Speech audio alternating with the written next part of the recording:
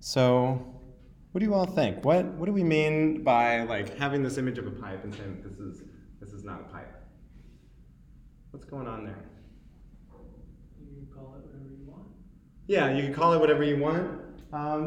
This is just like a representation of a pipe, right? But what is a pipe really? I would argue that one thing that you could say about what a pipe is that a pipe is not an image of a pipe, but it's a combination of like variables or data and functions. Like a pipe has different functions. You can smoke it, you can hold it and look profound. You can like tap on your head or your hand with it. You know, you can gesture with it while wearing tweed. It also has data, right? There are different shapes of pipes. There are different woods that are used to make pipes. You can have different filters in the pipe, different tobaccos that you smoke in the pipe. And so a pipe is not really a pipe because the concept of a pipe is just an abstraction. It's a generalization, right? You can look at a table and think that it's a table, but maybe it's a drum or something like that. So this painting was introduced to you because we're going to be talking about something that isn't really real. It's an abstraction, but it's a useful abstraction and it's a useful way of thinking. And one thing I think that can be overlooked when you're first learning to program is that you're not just learning code, right? Code is great. It's great to learn Ruby, JavaScript, Python, C#, whatever you want. But programming, more importantly, is about thinking a certain way and about connecting these different thoughts and different abstractions together. So you've been working at sort of the atomic level, right? You've been working with variables, you've been working with conditions and like basic methods and stuff. And now we're gonna kind of move up to the molecular level. We're gonna connect these atoms together and we're gonna start building things with these basic building blocks. And then as we move on, next week and the weeks following, we're gonna take those molecules and we're gonna create compounds, and we're gonna create whole other structures based off these basic building blocks, starting with the object. In object-oriented programming, it's all that it is what it sounds like. It's programming using objects as a building block for your program. And what is an object? An object is a combination of data and functions or methods to handle that data. Some people get upset about that. They think that it's not a great way to program, and you might, if you're exploring the blogosphere, learn about functional programming, and that's great too. You know, it's not about who's better, it's just about what's the right tool for the right job. And so my goal today is just to introduce you how to create objects in Ruby and how they can be useful to you. So to create an object in Ruby, we don't really start off by just creating an object, but we start at a level called a class. And basically, to give you an idea, a class is like a cookie cutter. And by applying the class, you can create instances of cookies. It's like a template for creating objects. So to create a class in Ruby, it's actually wonderfully simple. You just write class. And our whole goal as we're going along here is we're going to create basically like a bank account sort of object. So we're going to start with the class that would allow us to create individual account objects. So we'll do class and account. Notice I've capitalized it, and that's just the convention in Ruby. And in some other languages too, that you capitalize the name of a class. And we could stop right there. That could be our class. And I'll throw in, you guys know how much I love binding.pry. I promise we won't go too far in the weeds today. But we'll throw that guy in there, and then I'm going to put in a put statement.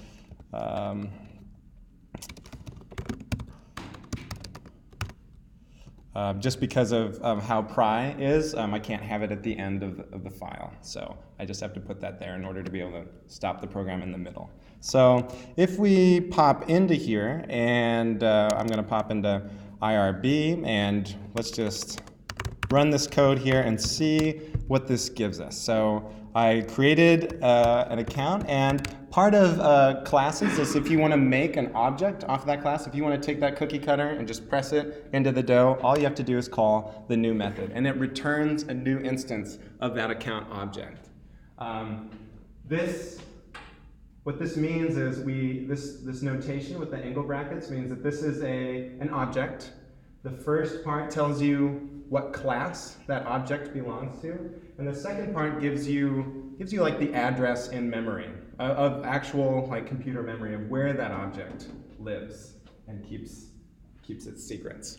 So just like that, I can create a new object, and that's great. But like, what do we do with that, right? So objects are supposed to be useful. They're supposed to be an idea, a way of organizing our code so that we can do cool things. So one thing you could do too is if you create any object, well, this whole thing here would be considered like the object ID. So I've been using the word object, but another way that you could describe what like this account here would be as an instance. And we use this word that doesn't really roll off the tongue very easily, instantiate, to describe creating an object. To instantiate an instance and to create an object, it means the same thing. So don't get confused about those two different phrases. As I've already mentioned, the class is like a blueprint. So a class is the way in which we create objects. A class is like what a blueprint is to a house, or a factory is to a car, or what a cookie cutter is to a cookie. And so we created our account. Whoop-de-doo, like, where do we go from here? We want this object to actually contain things. We want it to hold data. We want it to contain methods as well. And so we can do that. We can start doing that by actually passing arguments to new. So why don't we could try to do that actually in Pry. So what if I say, hey, I want to create an account, and let's make the customer ID of this account, let's make it 1. So I'll just try to pass 1 here, and it says there's wrong number of arguments. It doesn't expect any arguments. So how can we actually instantiate or create a new object, but actually pass data into that object to give the conditions for creating it? What we do is we use a method in Ruby called initialize, and it has to be called initialize. It's non-negotiable. So when Ruby sees that you've created a class, it will also look to see if you've defined an initialize method, and then see what you've sort of snuck into that. So I've got initialized, that's all great. And if I want to initialize this account with some data, with some variables and strings, with strings and numbers and so forth, I could do this. I could initialize this with customer ID.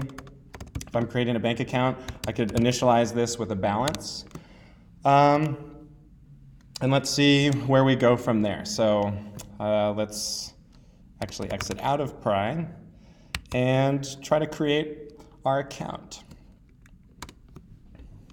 So our account has this new initialize method, so I'm going to call this new account. I'm going to save it in a variable so I can reference it later. So we're going to do account.new with the user ID of 1, a balance of 500, and that's great. Okay, so let's try to actually get at the stuff that's in here. So if I go to new account and I don't know, we threw in customer ID and balance. Maybe we can access it this way. So if I go into balance, yeah, it doesn't know what that is really, and neither does it know it for customer ID.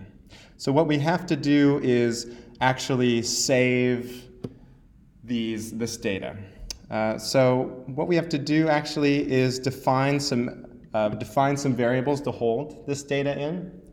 So what we'll do is we'll save the customer ID as the customer ID that's passed in. We'll save the balance as the balance that's passed in, and see if that works for us. So let's try this again. So I'm going to create my new account, and actually remember to give it a balance of 100 because we're on hard times. So we have a new account. We'll look for the customer ID, and it still doesn't know what that is. So come to find out, when we go to actually create objects, there's a lot of stuff that we kind of have to build out. So this is great. We've defined these variables, but so far it's not really working. So we need to define an actual method to actually get at what's inside of our object. So what I'm going to do is actually define a method called balance. And this method called balance will return my balance, just like that. And I can create a method similar to that for, say, the customer ID. Okay, so let's try this. So I'll go in, and we'll exit out of this, create some space, and try to create our new account. Okay, we're feeling great. Let's try to access our customer ID. And it doesn't know how to get in there. What problem we have here is that these variables that we've defined, we're used to just kind of writing the name of a variable, right? And just being like, okay, variable, we're done. But in Ruby, and actually in a lot of other languages too, there are actually different types of variables.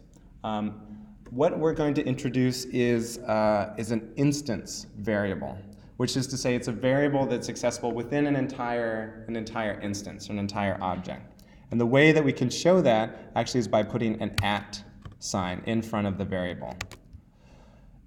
In Ruby, local variables like this, variables that are defined, say, without any special symbols in front of them, are only accessible inside of the place that you define them, or inside of the specific, what's known as scope.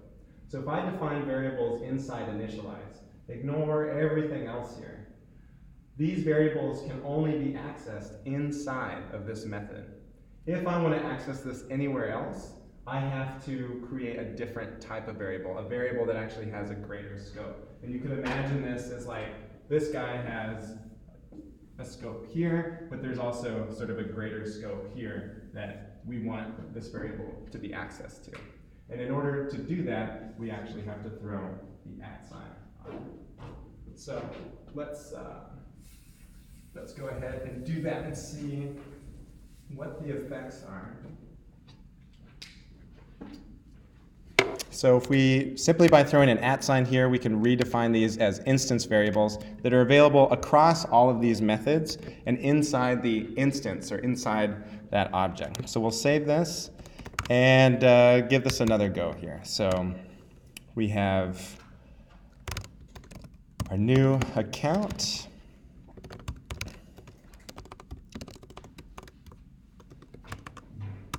And we'll try, oh, look at that. So now when we instantiated this object, or we created a new object, in the label for this object, it actually showed us the instance variables, or showed us the object variables, because we can sort of use the word instance and object interchangeably. And the reason I keep jumping between them is because you'll hear them traded. Yeah, what's going on, Arya?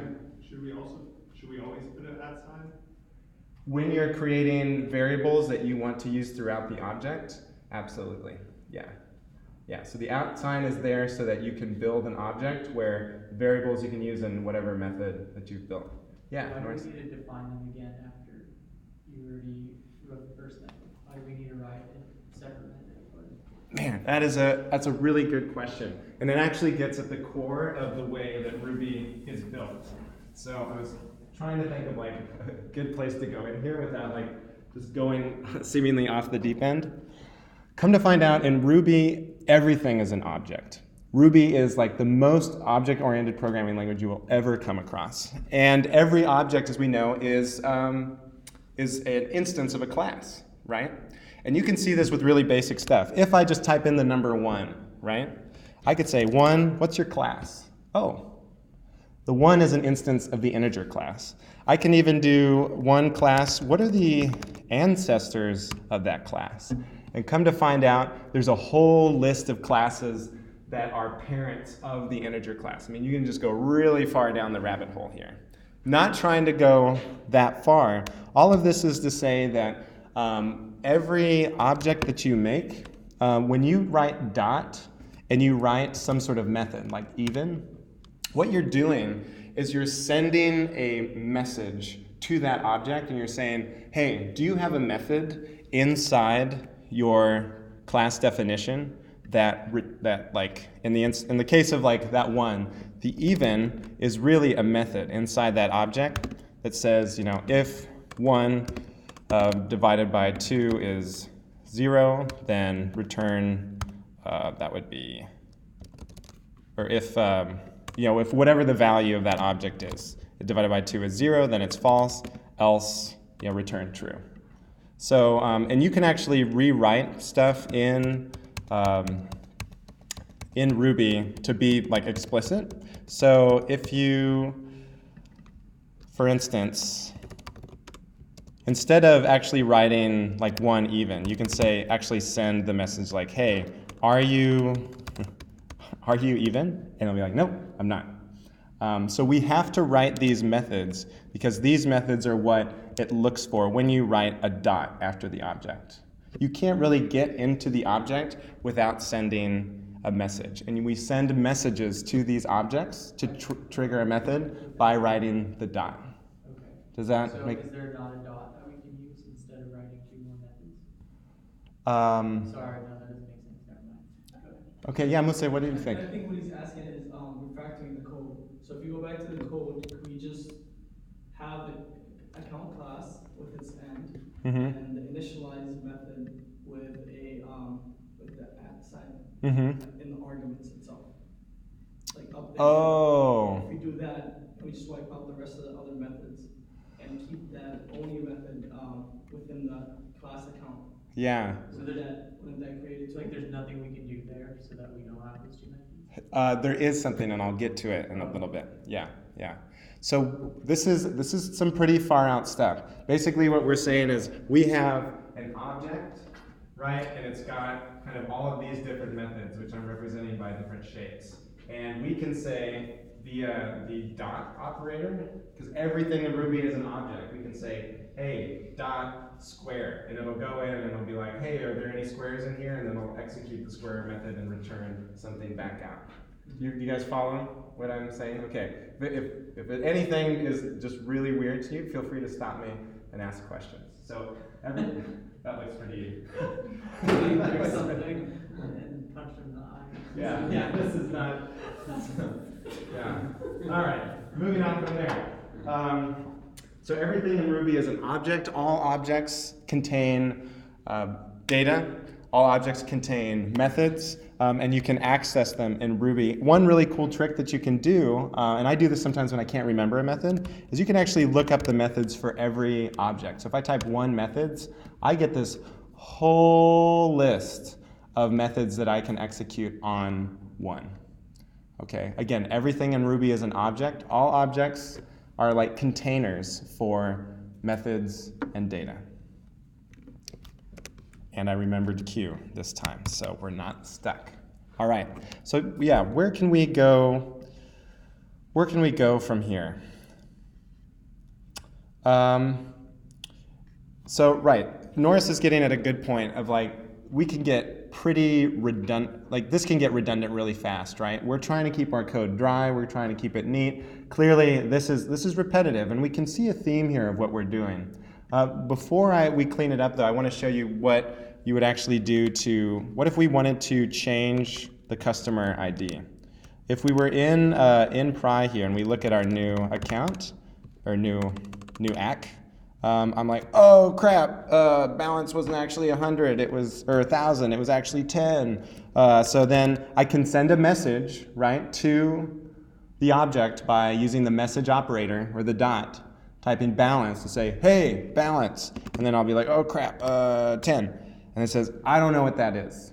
So a separate method on objects to actually set the variables is to actually define the balance equals method, which takes an argument of balance, and then we can set our instance variable balance equal to the balance passed in. So now, if we clear out of here and try this again, we can create our new account.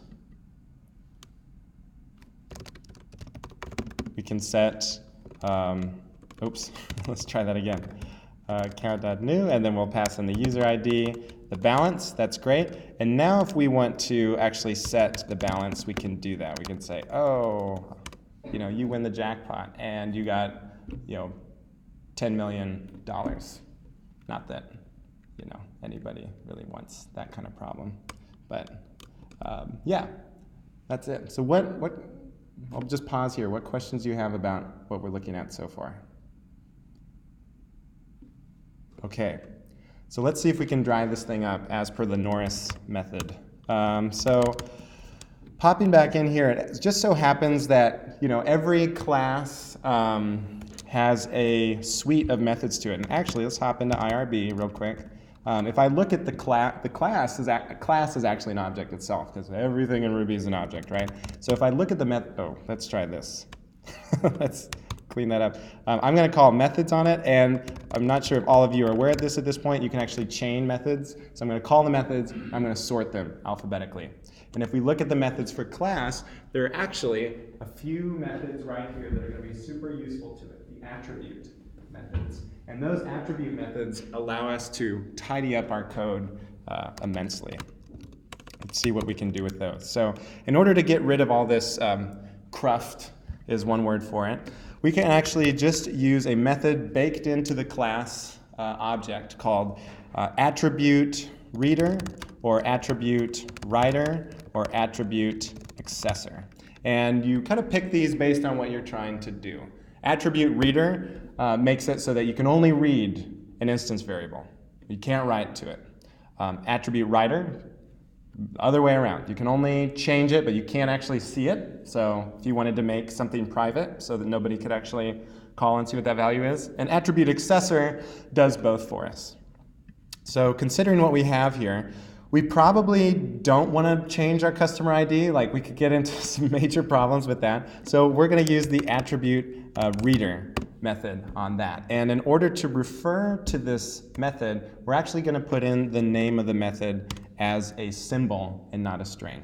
And a symbol is like a string, but a symbol is immutable. You can't change a symbol. A string, you can be like, hey, actually I made a typo in that string, change that string. But a symbol, once you set its value, it can't change. So that's why we're referring to these as symbols. The attribute accessor, we're going to use with balance. And then we can let's just leave it as a comment so we can still feel good that we've done something today. But let's see if we can instantiate our account and get somewhere. So running this again, let's create a new account. And make an account.new with a user ID and a balance. And so I can look at my new account and I can ask what that balance is, get it back. I can set that balance equal to a higher number. Similarly, I can actually look at what the customer ID, say, is for that. But if I actually try to change it, it says, no, there's no method for that. And these attribute methods that we're using are just a shortcut for like generating all of these guys right here. But it's useful for you to write this out so you actually know what's going on behind the scenes, because this is a trend with Ruby and all of the gems and frameworks that are built with it. Like, for instance, once you get to Rails, there is so much going on behind the scenes that if something breaks, you can easily end up lost unless you sort of gradually work yourself up to writing everything that's going on behind the scenes and then using the shortcuts, which we force you to do. So no worries there. So that's classes and objects in a nutshell. I'll just add kind of one more. Well, I'll just stop there. What questions do you have about this? Okay. So we've explained the need for variable scope. One thing that we'll look at too is what if I wanted to actually see like all of the accounts that I've made? Like, that would be in our interest, right? We're a bank, we have this program that generates accounts, but can we back up and actually see all of the accounts that we've made? And that requires you to kind of dig a little bit deeper into your understanding of Ruby and the difference between scopes. So this is an instance variable, right, with this @ sign. What does that mean again? What do we mean by this being an instance variable? sort of like global, right? It's like a global variable. Well, it's not global. Global means you can get it anywhere. A little below global, where it's limited just to that, what's described in that account class. Yeah, but let's give some snaps to Musa. I keep forgetting. Snaps for Musa and snaps for Adam for actually throwing themselves out there. Global variable means you can access it everywhere. And in Ruby, let's just stop for a moment and talk about that. In Ruby, we denote a global variable by using a $sign. And I would say never use this kind of variable because it's too easy to break things. This is like using a sledgehammer when all you need is like your finger or something. It's just you're just walking around, you're gonna knock stuff over, and very few cases will you need to use a global variable. So I'm keeping. It's kind of broad, right? Right. So there are different scopes. So like Adam said, this instance variable is accessible inside the instance of the object. If we go and actually look at the account, I'm mad. If we look at the account class and we're like, hey man, what's the balance? It's like, I have no idea what you're talking about. So this is a little confusing, right? Because we're writing all of this inside the class account, but all of these things are actually only accessible to the child of the class. It's just like in real life where a parent just gives everything to their children, and children give nothing in return to their parents. So that's too real. But what if we want to do something with our class, right? We can actually, there's a specific type of variable, and it's called the class variable. So I could define a variable called like all using 2 @signs, and that's a class level variable. This dude is accessible with the account class and just the class. These guys are accessible within the scope of an object. And remember, every object has has ancestors. So if we look at the one, let's see, if we look at the one class and we look at its ancestors, things are available in each of these different scopes and available to the children, but they don't go back up. So if we want to actually keep track of all of our accounts, I could create a variable called like the all variable using 2 @signs. And I could make it so every time I initialize or create a new account, I can actually slap that dude onto this array. And the way I can do that actually is I'll introduce you to a keyword called self. Have kind of shake your head yes or no if you've seen the self keyword before. Okay. Yeah, so this is just a quick introduction. Self, what self is it represents whatever instance it's inside of. So right now, self is inside this method, and this method belongs to the object. So self would give us the object, but don't take my word for it. Let's throw in a binding.pry and see what happens. So I'm going to create in this code. We'll create a new account. And if we run this, okay, and if I look at what the self is, it's like, okay, the self at that moment inside that instance is this object that we've generated. So what I'm going to do then is take this object that's inside this method and peg it onto the all array. And if I do that, I could refer to this later. Remember that I have to create a method that talks to the class, the account class. So how do I do that? This initialize actually refers to, is only accessible for the objects that are made by this class. But if I want to create a method that's for the class itself, I actually have to specify it by using self. So if I do self.all, then I can actually create a method that's accessible by the account class. So let's try that. So I've created this method that will take the object and peg it onto the all class variable. And I've created a method for the class that returns our all array. And so now if I, let's see, we'll uncomment that binding.pry. Now if I run our code,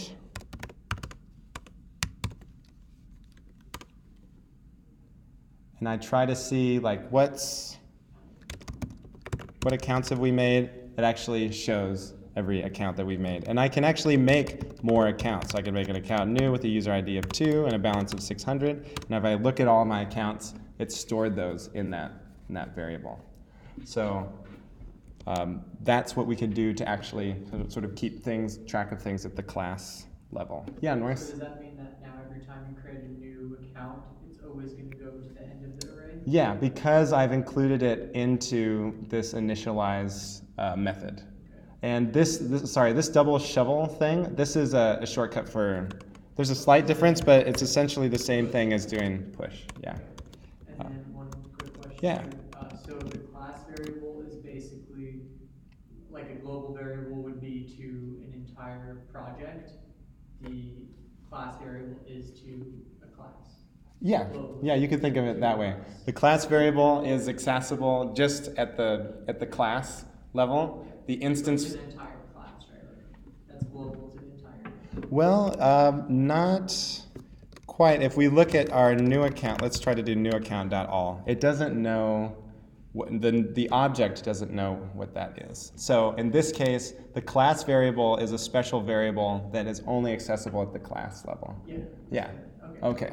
Yeah, but not accessible to the children or the objects of that class. That's outside of the class. Mm-hmm. Emily, did you have a question? Okay. What other questions do you have? Yeah, Musa? Even though I have very limited knowledge about this, but the self is just like this in JavaScript, right? It's very similar to that. Okay.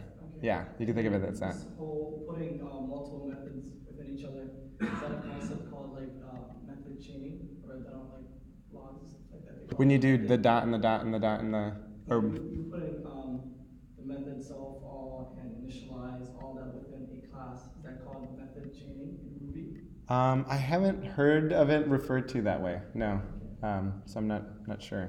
But yeah, I've never heard it referred to it that way. Thank you. Yeah. Like method chaining would be multiple methods at a time. Right. When I hear that, I'm thinking of something like, hey, kind of what we showed of like one dot methods shows you all the methods that you can do to the number 1, and then sort, which could sort those methods. Yeah. Just executing one after the other. Any other questions? Okay. So what's the point of all this really? Like why are we looking at this? This is objects again are a way for us to structure and organize our code. The nice thing about objects, right, is that they kind of mimic real life. So this bank account object was like a real life bank account, right? It's got a customer ID, it's got a balance. I mean, this is very dumbed down, but we could easily throw in, okay, like what's the type of account and so forth. And you could build out objects so that you basically have building blocks that you could actually think about like a normal human being because you interact with them day to day. I mean, objects are used in a lot of different ways too. They're objects that are very abstract, and you can see that when you look at like we just look at some of these objects. Like, what is a comparable object? What's a kernel object? What's the basic object? That's like God in Ruby. Those things it's kind of far out. But at the basic level, like objects, we can use them to build things that make sense, and they help keep our code drier because it helps us basically create building blocks with the methods that go along with classes. They help us cut down on a lot of work like here that we have to do just to like access variables and set them. Okay, so last thing, just wondering if you all have any questions generally about the material that we've covered so far. Do you have questions about manipulating arrays or anything else about objects? Okay, everyone's pretty satisfied here. Okay, all right, so this is just a quick introduction to objects and a little bit to the classes that you can use to make objects. And what we're going to do now is release more labs for you to practice. Again, the first week is really lab heavy. So if you're feeling just like oh my God, like just keep in mind, this is probably this is the fullest day so far because you've just had hours and hours of like doing labs. So don't forget to like stand up every half hour to an hour, go like walk around the WeWork or go around the block. Like do not sit for hours listening to that whistling sound trying to get all of the labs done because you're gonna go crazy. And you know, whatever questions you have, I'll be on the floor for a little bit this afternoon. Tori and Matt will be there, Amelie will be there, and we'll keep moving you guys along. Okay, thank you guys. Oh yeah, snaps. Thank you. Yeah. All right.